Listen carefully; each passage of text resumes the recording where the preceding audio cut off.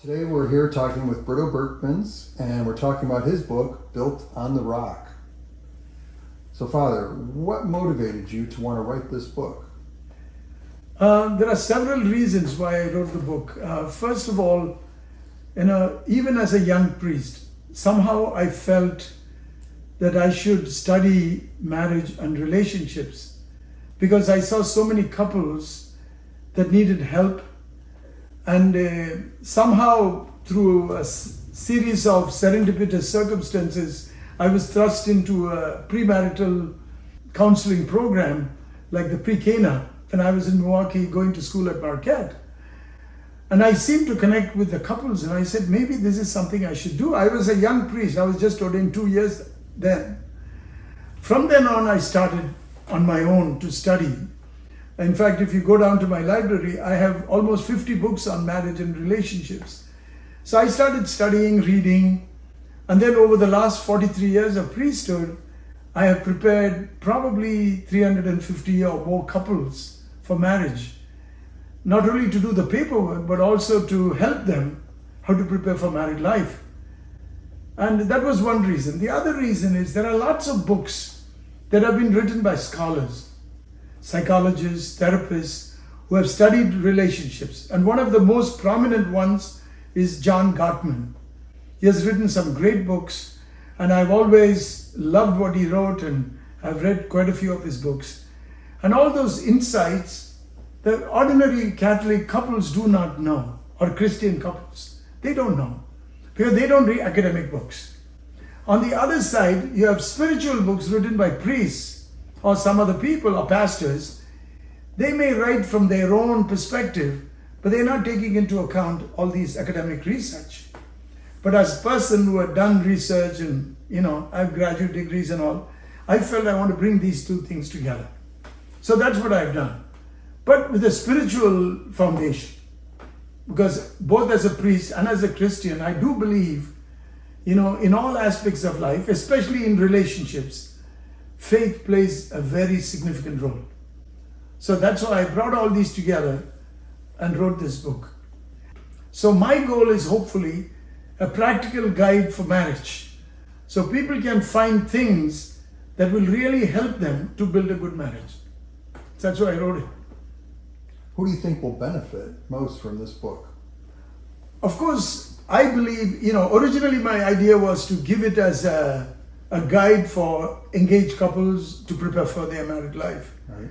But then when I showed this book to several married people, some of them said, Father, this is not only for couples that are engaged, it is also for couples who are married.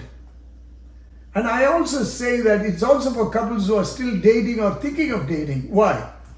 Because I think in our society and culture, we have learned a lot of not very helpful things in relationships. For example, how to argue, how to resolve conflicts. People don't know.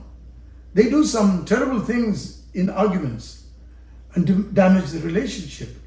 So for example, in one chapter I've given what are the building blocks of healthy marriages, healthy relationships. So you look at that and say, when I'm dating, actually I've given several questions to test whether your relationship is good. For example, I'll give you one very simple example. Do you like this person?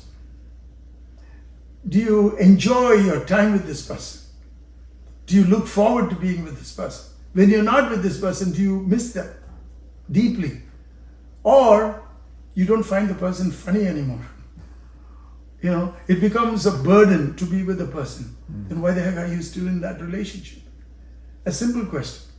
Or do you feel trusted completely by this person? Are they always raising doubts and questions that you have to justify your words, your actions, your behavior? In the same way, do you feel you can trust this person completely? Or there is always some nagging things, doubting inside you? See? So you got to test and see, why do you waste your time staying with a person which has no long-term potential? So I think it will help also couples that are dating, engaged couples, married couples too.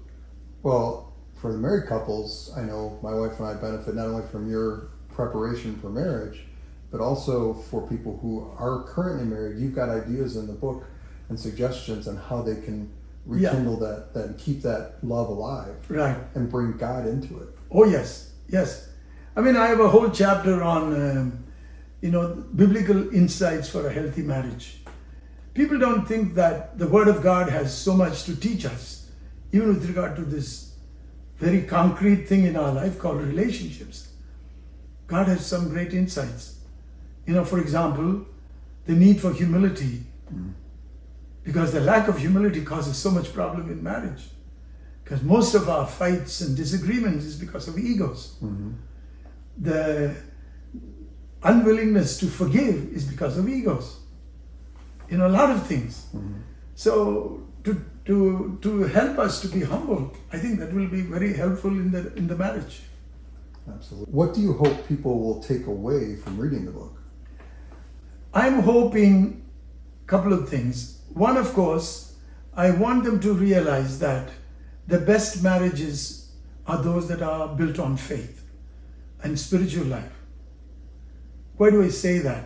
Because I believe without a sense of faith, it's difficult to build a healthy, happy marriage. Let me give you some example. For instance, by nature we are selfish. We want to take care of ourselves. But in marriage you got to do the opposite. You got to forget yourself, think of the other. It is our faith that teaches us that. Where Jesus says in the Gospel of John, there is no greater love than this, than for someone to lay down their life for their friend. When you get married, you're marrying your best friend. So I feel that sense of faith. For example, forgiveness. Forgiveness is a gift. You give it because you love this person. And you never stop forgiving because the God who forgives me never stops forgiving. So a sense of spirituality and faith will help you to nurture a relation that is lifelong. What will couples find in the book? So the book has got both the spiritual side as well as the very practical side. For example, in the New Testament, you have that famous reading from Paul, which almost every other Catholic bride uses for her wedding mass. Love is patient, love is kind. To talk about, for example, what is patience?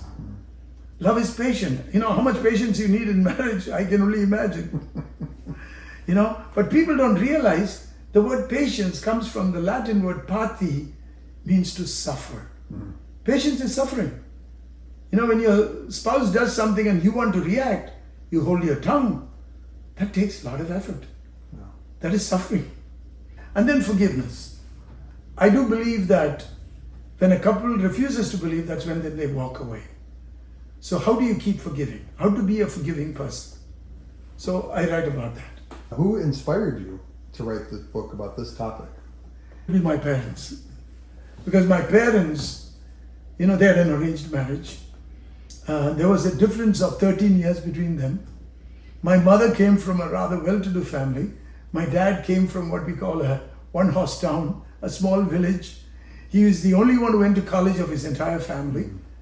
He became a professor and he was a self-made man.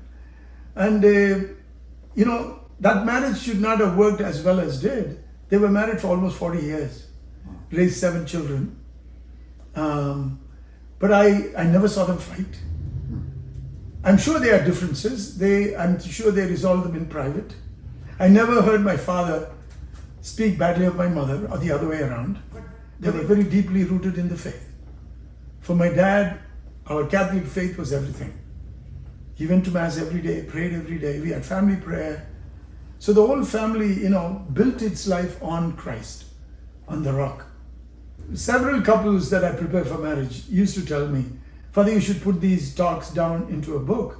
So that's what I did. So I thank all those couples who encouraged me, and I dedicate this book to all the couples that I have married over the years.